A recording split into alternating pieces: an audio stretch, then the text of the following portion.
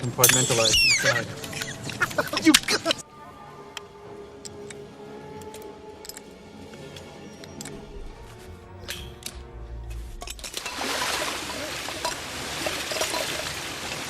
Welcome to Jurassic Park.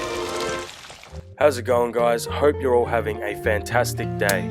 For today's build, we're going to be making a Jurassic Park CryoCan. This particular prop is comprised of about 9 individual pieces, all machined in aluminum. Let's get started.